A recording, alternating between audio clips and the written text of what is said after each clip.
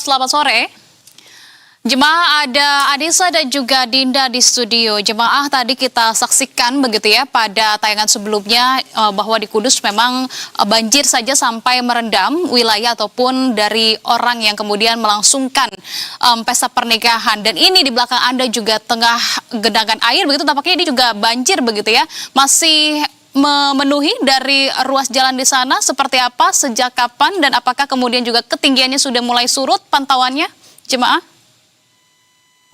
Selamat sore Mbak Anissa. Yang benar, seperti di layar kaca, genangan banjir yang merendam di Kabupaten Kudus hingga pada hari ini malah justru semakin meluas ke sejumlah wilayah.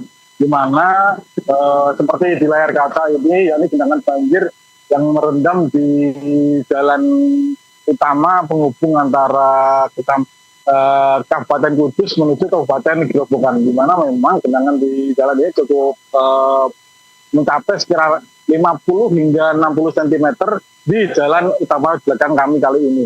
Selain itu, banjir di Kabupaten Kudus juga sampai hari ini tercatat dari data BPBD menyebut terdapat sekira 31 desa yang tersebar pada 7 kecamatan, di mana memang genangan banjir kali ini terjadi karena curah hujan yang lebih cukup deras pada beberapa hari terakhir, ditambah kemarin mulai dari sore hingga malam hujan deras membuat jalan nasional yang menghubungkan antara Pati dan Kudus di depan jalan nasional jalur Pantura itu sempat tergenang cukup parah, bahkan sejumlah kendaraan mengantre hingga cukup lama hingga kondisi jalan nasional benar-benar surut.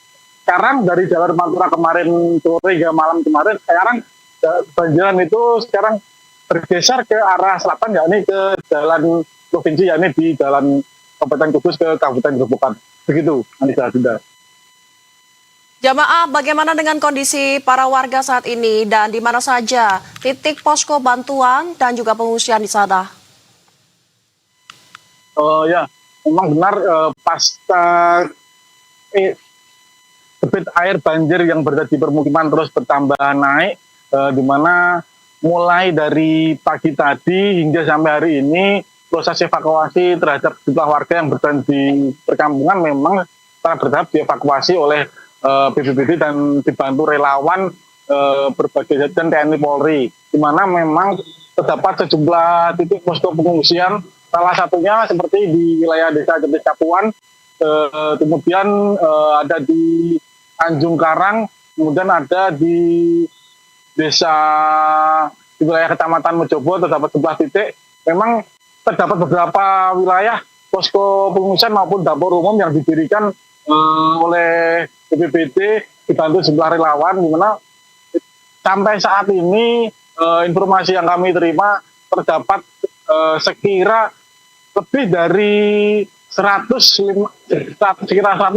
warga mengungsi di jumlah titik, di mana jumlah tersebut informasi yang kami terima sekira siang tadi, dan jumlah itu akan terus bergerak mengingat genangan air masih cukup tinggi di jumlah wilayah. Salah satu terparah yakni berada di wilayah Desa Setro Kalangan di Dukuh Karangturi. Memang masyarakat terisolir, hanya akses yang digunakan yakni menerjang banjir sedalam 1 meter atau menggunakan perahu rakit dan digunakan. Selain itu ada pula masyarakat di Desa Karangrowo dan Ayaman yang terisolir banjir cukup dalam, dan sampai saat ini masih proses evakuasi dilakukan oleh jumlah pihak-pihak terkait. Begitu, Anissa, Dinda.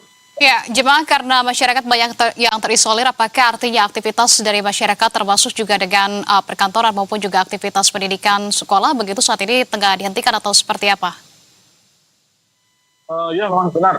Praktis kondisi banjir yang cukup dalam di Kabupaten Kudus ini, memang jumlah perkantoran seperti di balai desa, kemudian memang sekolahan sendiri terdapat sekira 32 fasilitas pendidikan.